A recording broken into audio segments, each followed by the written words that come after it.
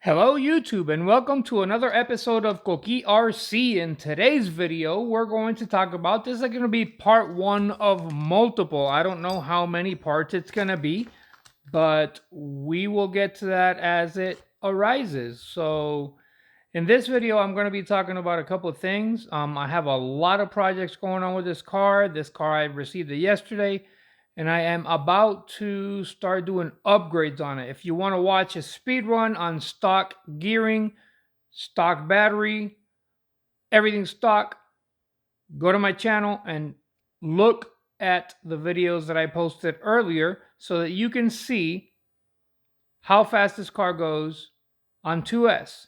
Anyways, I'm going to do many parts on this video to keep the video short, but in this particular video, we're going to be talking about the bushings on the tie rods to fix the toe, and we're going to talk about the wheel wobble, which are probably the two easiest fixes that you can do. Now, one of them is not free, one of them is free, so we'll talk about that as we go. Without further ado, here we go. So I have already done the upgrade on the backside. Earlier, I started a video and I got a phone call and it kind of screwed up the video that I was doing. So I had to restart. And to keep things simple, I am going to just show you or run you through how to do the bushings to fix the toe. Well, as you can see, the toe on my car is not that bad. That's how much the wheel faces inward or outward. So it's not aggressive right now. From factory, it slides in just a tad bit more. And the way that you fix that, if you're going to be doing speed runs at all with this car, is you take out these two screws right here, you pop this part off, and these little bushings right here have holes in them that are offset, okay? They're facing outward, so the hole is more towards the outside on each side when you pull out of the box, and it gives it an aggressive toe, okay? But what you do is you take these two screws out, pop this off, take these two pieces off. They're just rubber bushing. They slide right out with some work. And then you turn them in 180 degrees and it'll put the hole towards the inside. And it minimizes the amount of toe that your car has, so it'll drag less when you're trying to do speed runs. So that is upgrade number one, straight out of the box. Try it out. Trust me, you will like it if you do speed runs. It'll give you at least, this alone will give you 1 to 2 miles an hour more with your stock components. All right, let's take this lid off just to make things easier. The next thing we're going to talk about is the wheel wobble. So as you can see right here, let me show you what I'm talking about. This is the wheel wobble. The wheel, it comes in and out. You can see it. You see it? There you go. That is easily fixed by installing a different set of bearings.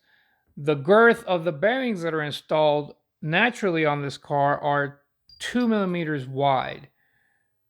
You can purchase some bearings that are 0.5 millimeter longer and it'll fix the wheel wobble. Now, since I had already started this video before, I'm just going to run through the steps and what I run into. So you take off that, you take off the hex nut, which look, metal hex nuts, which is great because with the 124019 it came with plastic hex nuts. How much of an advantage that is? That's to be proven over time. You take the little pin that is on the wheel off, and that allows you to take and slide this piece off, which is the CV axle, once you remove the link rod. You take the link rod and you pop it off. If I can pop it off. I got the wrong side, that's why. Okay. Pop the link rod off, and this slide just comes out and slides out. Now there's two bearings in here, but because I already kind of did this once, I'm going to run you through what I am going to do. So I installed the new bearings, which are MR74 2RS, and I repeat, MR74 2RS is the perfect bearing that fits in here, and you will not have any issues with the wheel wobble anymore.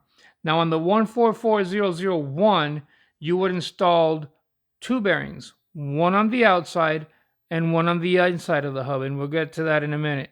The issue is that with this car, when I put both bearings in, it seemed to have a little bit of a binding. So either they have upgraded the hub carrier, the C hub on the 124019, or my parts have just with time worn out on the 144001, and it allows for more space for the bearing. So in this case, I am only, at least with my car, that's how it came, I am only going to do the inside. So I'm going to take the bearing out.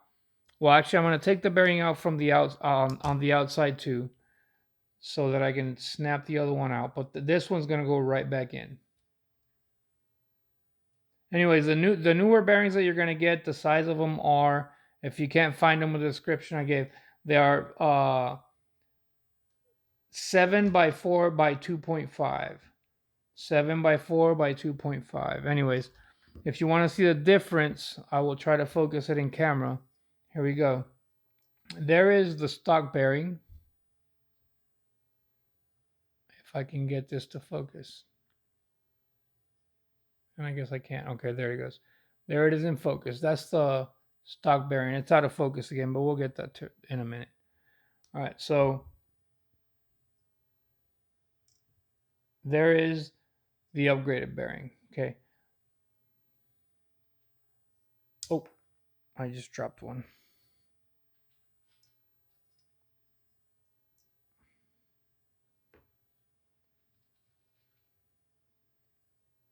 It's kind of hard to tell, but you can see it. Yeah, you can see it.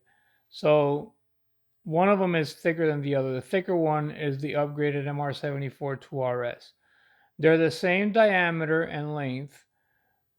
The only difference is the girth. The girth of one is 2.5, which is the longer one, the bigger one, and then the 2mm one on the other side. So what we're going to do is we're going to install one of the thicker ones on the inside part of the hub using my handy dandy toolkit here. And we're going to stick it in. Let me move back so you can see what I'm doing. It's kind of hard to see because, all right, so you stick it in there and you just pop it in. It's hard to pop in. These new parts are hard to get stuff in. All right, it's popped in. Then you're going to reinstall your axle.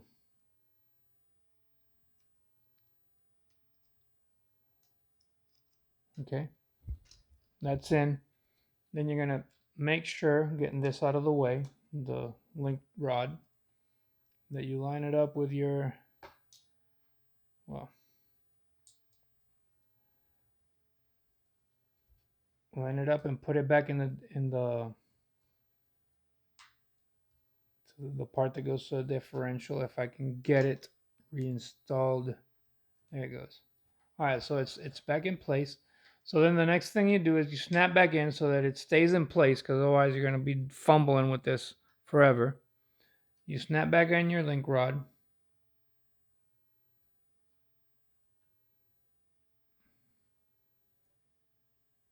Okay, snap back in. So now it's not going to come out. So you successfully have put in the bearing on the inside. And then you're going to go with one of the stock bearings. Now keep in mind, okay, there's two sides to this bearing. And I don't know if I'll be able to get it in focus and you're going to be able to see what I'm talking about. Let me grab it with a plier. All right, so one side of the bearing, and you can see it right there, is naked. It doesn't have any cover on it. That's the stock bearings. The other side has a shield on it, a metal shield. That's what you want towards the outside to prevent dust from going in. That's just a pointer in case that you forget and you don't do it. That's how you kind of figure it out. You put the shield on the outside, which is where it's going to get the least amount of dust. And then you install your bearing back in. And remember, this is the original bearing because, like I said, I had already tried this video before, and it offered me just a little bit too much binding. We'll see how it ends up in the end because I really didn't get to the part where you actually reseat it. Okay, so you have your part back in. Now you get your hex back on it. Let's see if it reduces the wheel wobble how I think it would. All right, I'm not gonna, I am not going to glue it on, but normally you would glue it on. That's just for the purpose of this video. Not glue, but Loctite it. Because if this is anything like the 124144001, these tires will fly off if you're not careful. Okay, so you want to go tight until it stops, and it's gonna bind. So you're just going to, okay, so there it stops. So it's not offering much binding, but I'm just gonna back off, not even a quarter of a turn, just like an eighth of a turn. There. All right, now let's see if that fixed the wheel wobble. This is the part that I did not check. No wheel wobble. No wheel wobble whatsoever. And that was only with one bearing. Now keep in mind that these parts are made in China, so your C-hubs might have a little bit more play than mine, but at least with the ones that I got, there is no wheel wobble. All right, I hope that you appreciate this video, and then you do that to the other side and to the back side. Let's see how much wheel wobble. There's a little bit of wheel wobble there. Maybe it'll take one bearing. And there's definitely some wheel wobble here and barely any here. So, all these parts are kind of made irregularly. So, you're just going to have to play it by ear to how many bearings you install on each wheel, or if any at all. But you saw at the beginning how this wheel wobbled, and now it does not. So that is a great fix. If you like this video, please subscribe. Please hit the notifications button and watch part 2 because I have a lot more things to do on this car. Thank you for watching, and I'll see you in the next video.